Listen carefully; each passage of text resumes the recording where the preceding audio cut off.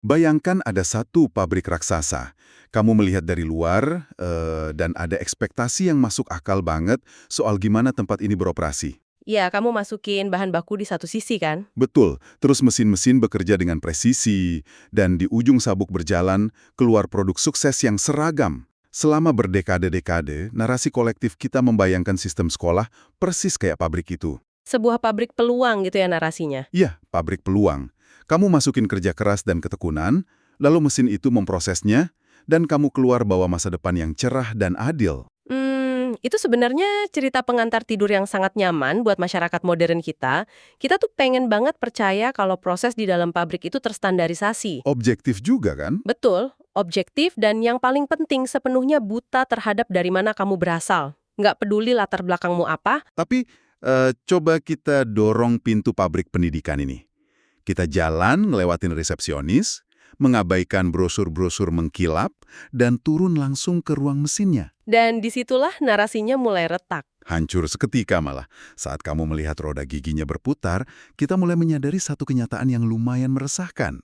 Mesin ini mungkin nggak rusak. Ah ya, mesin ini nggak sedang mau fungsi sama sekali. Benar, mesin ini memang sejak desain cetak birunya dirancang untuk membangun sesuatu yang sama sekali beda dari sekedar kesetaraan. Kalau kita mau jujur lihat cetak birunya, ini tuh definisi dari institusi yang menyortir. Mereka mengkategorikan dan memisahkan, bukan menyetarakan. Oke, mari kita bedah ini. Misi eksplorasi mendalam kita hari ini tuh sangat spesifik. Kita bakal bongkar institusi yang udah kita semua lewati. Yakni sekolah. Tepat. Dan menanyakan, apakah sistem ini bisa diperbaiki? Atau apakah dia justru pabrik ketimpangan yang berfungsi terlalu baik? Buat kamu yang lagi dengerin, kita bakal telusuri gimana sekolah memproses ketimpangan di kehidupan nyata. Dan sumber materi kita hari ini luar biasa tebal ya. Wah, tebel banget. Kita pakai salinan presentasi kuliah dari unit 9 judulnya Schooling the Boiler Room of Inequality. Terus ada prediksi sosiologis dari Adam Gamoran. Ada juga data empiris terbaru dari laporan IFS Dixon Review tahun 2024 soal ketimpangan pendidikan di Inggris. Dan jangan lupa, nanti di akhir, sebuah kritik filosofis yang cukup radikal dari Stephen Ball dan Jordi Collet-Sabe dari tahun 2022.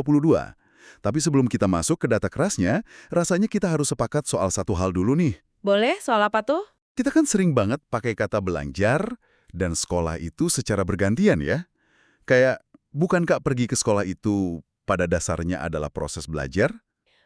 Wajar banget sih kita mikir gitu.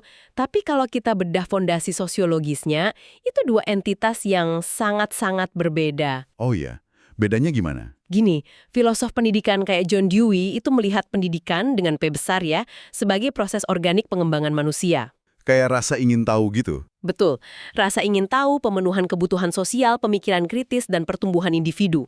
Nah, sebaliknya, persekolahan atau schooling menurut sosiolog Anthony Giddens itu beda lagi. Kalau schooling itu gimana? Itu adalah proses formal yang dilembagakan, sesuatu yang distandarisasi dan dipaksakan. Ada ironi sejarah yang luar biasa di sini yang saya temuin di catatan kita. Kata school atau sekolah itu sendiri sebenarnya berakar dari bahasa Yunani. Ah iya, kata skole kan? Benar, skole. Yang terjemahan harfiahnya itu justru waktu luang. Pada zaman kuno, belajar itu kemewahan dari waktu luang. Sebuah kebebasan buat ngeksplorasi ide.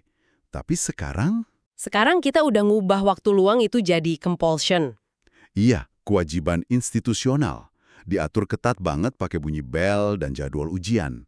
Nggak ada unsur waktu luangnya sama sekali. Dan pergeseran dari kebebasan jadi kewajiban yang selalu diukur itu adalah fondasi dari mesin penyortir ini. Dan supaya mesin kewajiban ini bisa diterima oleh masyarakat luas, Kita butuh cerita yang bagus untuk menutupinya. tepat banget kita membalutnya dengan narasi besar yang disebut meritokrasi. Ah, meritokrasi. Mantra sucinya dunia modern nih. Pokoknya kalau kamu pintar, patuh, dan kerja keras, kamu bakal sukses tanpa peduli siapa orang tuamu. Tapi ini bagian yang sering dilupain sejarah. Istilah meritokrasi itu sebenarnya nggak diciptakan sebagai cita-cita mulia loh. Tunggu, masa sih? Saya kira itu emang konsep yang diidam-idamkan dari awal. Nggak sama sekali. Sosiolog Michael Young pertama kali nyiptain kata itu di tahun 1958 dalam bukunya, dan itu dimaksudkan sebagai sindiran tajam, sebuah distopia. Hah? Sindiran, berarti aslinya itu sesuatu yang buruk. Iya, yang memperingatkan soal mimpi buruk masyarakat di mana status diurutkan murni berdasarkan kecerdasan dan usaha. Kenapa itu mimpi buruk? Karena itu bakal nyiptain kelas elit baru yang arogan banget. Karena mereka merasa kesuksesan itu 100% karena kehebatan mereka sendiri. Betul. Dan sebaliknya, kelas bawah bakal bener-bener hancur harga dirinya. Karena masyarakat ngasih tahu mereka bahwa kegagalan mereka itu 100% salah mereka sendiri. Nggak ada alasan lain. Wah, itu mengejutkan banget. Jadi yang bikin kata itu sebagai peringatan bahaya, tapi masyarakat kita malah ngambil itu dan menjadikannya pedoman sistem pendidikan. Ironis kan? Ini bikin sekolah bertindak layaknya topi seleksi, sorting hat di cerita Harry Potter, gitu nggak sih? Analogi yang menarik. Gimana tuh? Ya kan, topi itu ditaruh di kepalamu, pura-pura secara ajaib membaca isi otak dan potensimu, padahal aslinya secara diam-diam dia lagi ngecek ketebalan dompet dan status sosial orang tuamu. Analogi yang akurat banget.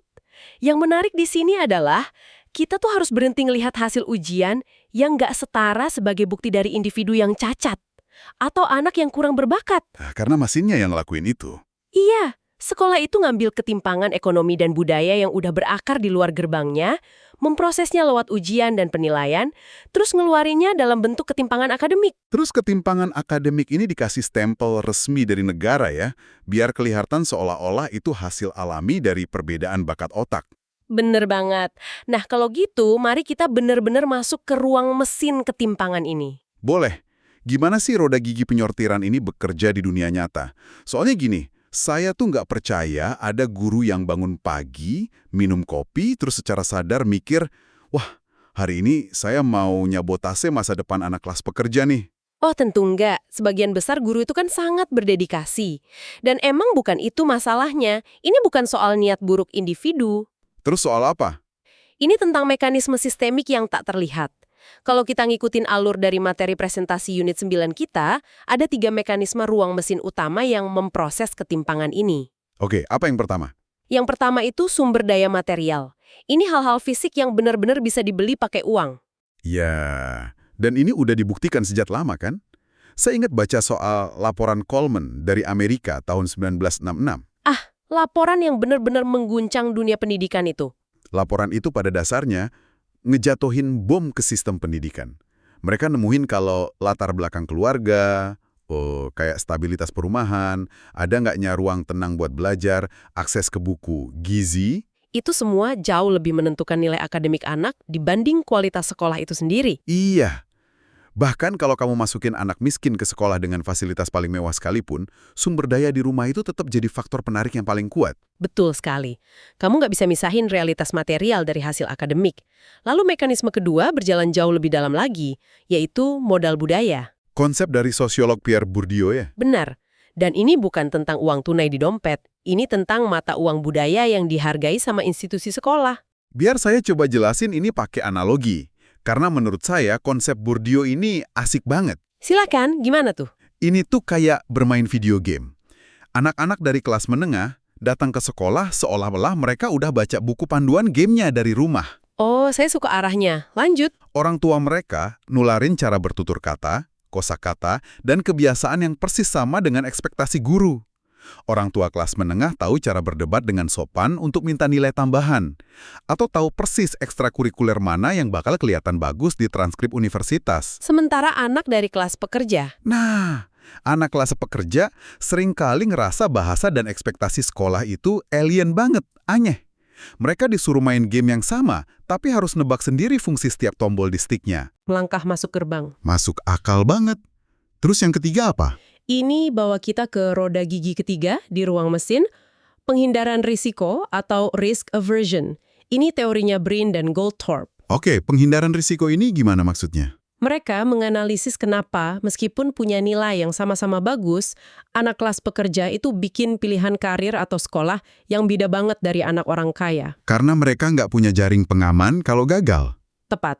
Anak-anak kelas pekerja cenderung ngambil langkah pragmatis. Mereka pilih jalur kejuruan atau gelar yang durasinya lebih pendek yang langsung ngarah ke pekerjaan spesifik. Karena mereka harus segera menotang keluarga ya? Atau nggak berani numpuk utang pinjaman pendidikan? Benar, kalau mereka gagal, taruhannya itu kebangkrutan atau kemiskinan yang nyata.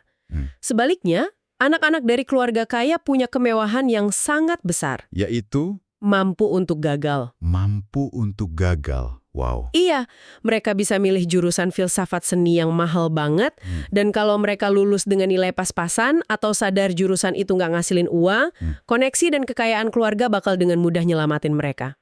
Oke, itu dari sisi teorinya ya. Tapi mari kita bicarain realitasnya sekarang. Apakah mesin ini beneran masih beroperasi sekuat itu di zaman modern ini? Sangat. Data empiris dari laporan IFS, Deaton Review tahun 2024 soal ketimpangan pendidikan di Inggris ngasih kita angka yang cukup menyesakkan sih. Boleh kasih detailnya? Anak-anak usia 16 tahun dari keluarga kurang mampu, nah di Inggris ini diukur dari siswa penerima makanan sekolah gratis atau FSM. Oke, siswa FSM ya. Iya, siswa FSM ini punya kemungkinan 27 poin persentase lebih kecil untuk dapat nilai ujian akhir sekolah menengah atau GCSE yang baik dibanding teman mereka yang lebih mampu. Buat kamu yang nggak familiar, GCSE ini ujian standar yang benar-benar nentuin jalur pendidikan seseorang selanjutnya. Betul, dan angka yang paling mengerikan dari laporan itu bukan cuma kesenjangan 27 poin tersebut. Hal yang paling nampar wajah pembuat kebijakan adalah kesenjangan ini stagnan, gak berubah selama 20 tahun terakhir. Tunggu, 20 tahun jalan di tempat, 2 dekade penuh berbagai reformasi, perubahan kurikulum, pergantian menteri, dan jaraknya tetap persis sama. Belum lagi, siswa non-FSM itu punya kemungkinan 3 kali lipat lebih besar buat masuk ke universitas yang sangat selektif. gila. Terus di atas semua itu, sebuah pandemi global ngantem kita kemarin. Dan pandemi ini ngebongkar abis-abisan semua ilusi soal kesetaraan. Belajar dari rumah kan sangat bergantung sama fasilitas ruang mesin di rumah masing-masing. Secara dramatis memperburuk keadaan. Laporan IFS mencatat kalau siswa dari keluarga kurang mampu itu kehilangan sekitar 7 bulan waktu pembelajaran efektif, dibanding rata-rata 5 bulan untuk siswa lainnya. Tentu aja, karena anak orang kaya punya kamar sendiri yang kedap suara, tutur online pribadi, dan wifi dengan kecepatan dewa. Sementara anak dari keluarga kurang mampu, Ya, mereka mungkin harus coba fokus belajar matematika dari layar smartphone yang layarnya udah retak, sambil gantian makainya sama 2 adiknya di meja makan yang bising banget. dan sistem pendidikan nggak punya kekuatan apapun buat ngatasin jurang realitas material itu. Itulah kenapa nuntut sekolah buat nyelesain ketimpangan sosial itu kayak nyuruh satu orang ngentiin banjir bandang cuma pakai ember plastik. Sosiolog Adam Gamoren juga nekenin kan kalau ketimpangan pendidikan ini bukan cuma konsekuensi, tapi juga penyebab ketimpangan ekonomi di masa depan. Keduanya saling ngunci. Iya, siklus yang terus berputar. Nah, ngomongin soal ketimpangan, ini kan bukan murni cuma soal kelas sosial atau uang aja ya. Bagaimana dengan ras dan etnisitas? Apakah mereka dimasukin ke mesin penyortir yang sama dan hasil keluarannya sama juga? Disinilah datanya mulai nunjukin kompleksitas yang menarik. Laporan IFS nyoroti kalau ras dan etnisitas itu punya trayektori yang beda dari sekedar kelas sosial. Bedanya di mana? Di Inggris, banyak kelompok minoritas etnis memulai pendidikan dasar dengan ketertinggalan skor dibanding siswa mayoritas kulit putih. Tapi, seiring berjalannya waktu mereka di dalam sistem, mereka bikin kemajuan yang sangat pesat. Oh iya, bisa ngejar ketertinggalan dong. Lebih dari ngejar. Pas mereka usia 19 tahun, banyak kelompok minoritas etnis justru melampaui siswa kulit putih dalam hal pencapaian kualifikasi akademik formal. Tunggu. Jadi dalam konteks ini, mesinnya beneran berfungsi dengan baik dong buat mereka. Mereka pakai sekolah sebagai tangga mobilitas ke atas dan berhasil dapat kredensialnya. Mereka emang dapat kredensial ijazahnya, iya, tapi disinilah letak jebakan terbesarnya. Apa jebakannya? Masuk ke pasar tenaga kerja dengan ijazah yang sama mengkilapnya, mereka tetap ngadepin tingkat pengangguran yang lebih tinggi dan upah yang jauh lebih rendah dibanding rekan kulit putih mereka. Jadi ijazah yang sama nilainya jadi beda. Betul. Dalam sosiologi, kita nyebut fenomena ini sebagai ketimpangan horizontal. Jadi ijazah itu seakan-akan kehilangan sebagian sihirnya tergantung siapa yang megang kertasnya. Kok bisa gitu sih? Karena mesin penyortiran di dunia nyata menggunakan metrik yang nggak diajarin di sekolah. Pasar kerja itu dipenuhi sama bias implisit dalam perekrutan, nama-nama tertentu di CV sering disisihin secara otomatis sama algoritma. Dan networking juga ngaruh banget kan? Banget. Banyak pekerjaan berbayar tinggi yang diisi lewat jaringan sosial tertutup. Networking informal ini seringkali nggak dimiliki oleh pelamar dari kelompok minoritas, sebaik apapun nilai IPK mereka. Wah, ini bawa saya ke pertanyaan besar yang jujur aja bikin kepala saya agak pusing. Boleh? Apa tuh? Kita punya gap nilai ujian 27% yang mandek selama 2 dekade. Di saat yang sama, kita tahu kalau selama 20 atau 30 tahun terakhir, akses pendidikan tuh meledak masif. Sekarang hampir semua orang lulus sekolah menengah. Universitas yang tadinya eksklusif banget, sekarang nampung jutaan mahasiswa. Ekspansi di mana-mana. Iya, masifikasi pendidikan. Nah, pertanyaannya, kalau semakin banyak orang dapat pendidikan tinggi, kenapa ketimpangannya nggak menyusut? Ini adalah salah satu mekanisme paling cerdik dari pelestarian kelas sosial. Fenomena ini dijelasin lewat teori Maximally Maintained Inequality atau MMI. Siapa yang nyetusin teori ini? Raftery dan Haut. Logikanya gini. Ketika sebuah kebijakan berhasil memperluas akses pendidikan, misalnya dengan mastiin hampir 100% populasi lulus sekolah menengah, apakah ketimpangannya hilang? Enggak. Terus apa yang terjadi? Sumbu ketimpangannya cuma diangkat dan digeser ke tingkat yang lebih tinggi. Tangga ketimpangan ini terus naik. Coba-coba saya cerna ini. Ini ibarat akses VIP di sebuah klub malam eksklusif, bukan? Wah, analogi lagi nih. Gimana ceritanya? Dulu, cuma orang kaya yang bisa masuk ke pintu depan klub malam itu. Itu ibaratnya lulus SMA. Terus, pemerintah bikin regulasi. Hey, klub ini harus ngebiarin semua orang masuk ke ruangan utama. Oke, terus orang-orang kaya ini protes nggak? Enggak. Para tamu VIP ini nggak protes, dan mereka juga nggak mau berbaur di lantai dansa dengan pengunjung biasa. Mereka cuma bayar pihak klub buat ngebangun ruangan super VIP baru di lantai 2. Itu ibaratnya gelar S1. Saya paham arahnya. Dan pas semua orang akhirnya mampu naik ke lantai 2, para tamu VIP itu udah pindah lagi ke lantai 3. Ngambil program master eksklusif atau ikut magang tak berbayar di luar negeri yang jelas cuma bisa diakses sama mereka yang dompetnya tebel. Garis akhirnya dipindah terus. Analogi klub malam itu menjabarkan MMI dengan sangat-sangat sempurna. Adam Gamoran juga udah memprediksi hal ini di tahun 2001 loh. Oh ya? Prediksinya apa? Gamoran bilang kelompok elit dominan itu nggak bakal pernah diam aja ngelihat keuntungan kompetitif mereka tergerus karena semua orang sekarang punya ijazah. Mereka bakal selalu pakai sumber daya mereka buat cari titik distingsi yang baru. Jadi pantesan reformasi pendidikan yang cuma fokus meluas akses selalu gagal nyiptain kesetaraan ya? Tepat. Memperbesar ukuran kuenya nggak ngerubah porsi potongan buat si miskin. Dan data upah benar-benar mencerminkan teori ini. Data dari IFS tadi ya? Betul. Data IFS Dayton Review nunjukin rata-rata lulusan perguruan tinggi usia 40 tahun berpenghasilan 2 kali lipat lebih besar dari mereka yang cuma mentok di ujian GCSE. Dan yang gilanya, meskipun jumlah sarjana meledak di masyarakat, premi upah gelar sarjana ini nyaris nggak bergerak selama 50 tahun terakhir. 50 tahun, wow. Ruang VIP di pasar kerja selalu berhasil jaga eksklusivitas harganya. Selalu? Jadi, kalau sistem terus-menerus mindahin garis akhir, kalau ruang VIP selalu dibangun lebih tinggi setiap kali kita coba ngeratain lantai bawah, ini memunculkan pemikiran yang agak kelam buat saya. Pemikiran apa? Mungkinkah mencoba mereformasi sistem pendidikan itu sebenarnya adalah sebuah jalan buntu? Nah, kalau kamu tanya hal itu ke Stephen Ball dan Jordi Colette-Sabe lewat artikel akademis mereka di tahun 2022, mereka bakal ngasih jawaban ya yang sangat keras. Wow, oke. Disinilah tumpukan sumber kita menuki ke kritik yang paling radikal. Tapi sebelumnya, saya mau ngingetin pendengar kalau kita di sini cuma membedah materi ya, tanpa ngambil posisi politik atau memihak pandangan ini. Betul banget. Kita cuma nyampein argumen dari sumbernya. Terus, apa argumen radikal mereka? Artikel mereka itu secara gamblang berjudul Against School atau Melawan Sekolah. Mereka pakai lensa pemikiran filsuf Prancis Michel Foucault buat berargumen kalau sekolah itu adalah institusi normalisasi yang nggak dapat ditoleransi.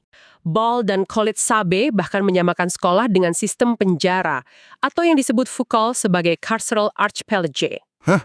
Penjara? Nyama-nyamain ruang kelas dengan sel penjara rasanya terlalu berlebihan deh buat saya, dan mungkin buat pendengar juga. Kasih saya penjelasan yang kuat di sini. Skeptisisme kamu itu wajar banget.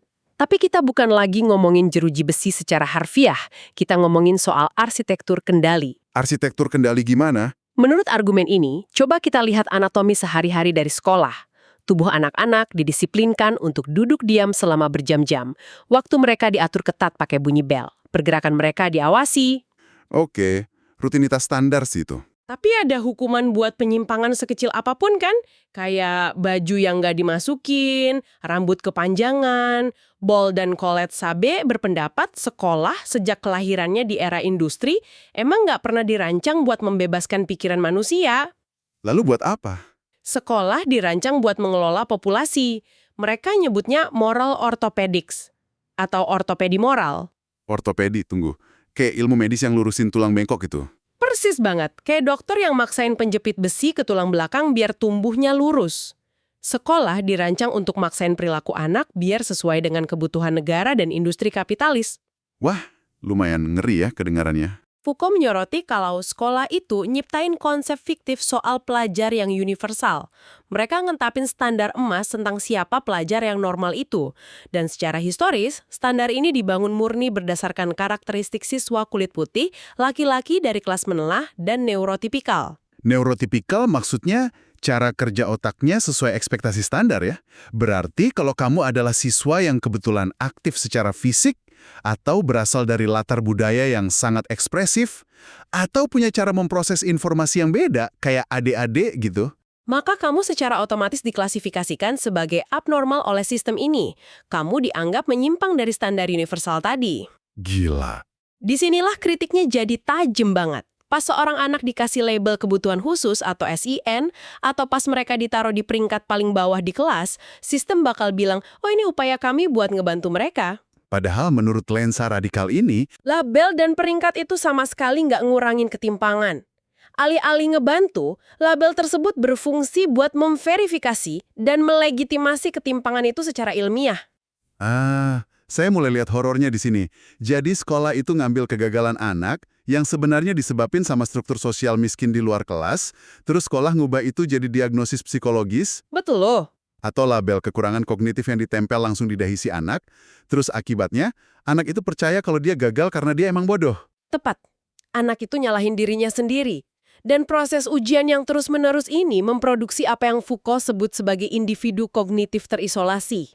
Terisolasi karena bersaing satu sama lain. Iya, kamu duduk sendirian di meja ujian. Nutupin jawabanmu pakai tangan biar nggak dicontek teman sebelah. Kamu bersaing mati-matian buat rebutan peringkat teratas. Sistem ini secara perlahan ngehancurin solidaritas kolektif dan ngegantinya pakai kompetisi individualistis yang kejam. Padahal kita memandang sekolah pakai lensa sekelam ini, ya, sebagai mesin penghancur solidaritas dan pelabel anak buat membenarkan ketimpangan, terus solusinya apa?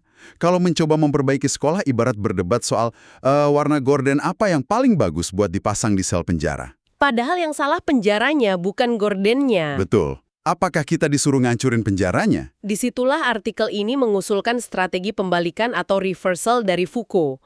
Mereka mendesak kita buat ngelepasin pandangan penebusan terhadap sekolah. Pandangan penebusan itu kayak berharap sekolah bisa diselamatin. Iya, berhenti berharap suatu hari nanti dengan sedikit perbaikan kurikulum di sana-sini, sekolah bakal berubah jadi utopia yang adil.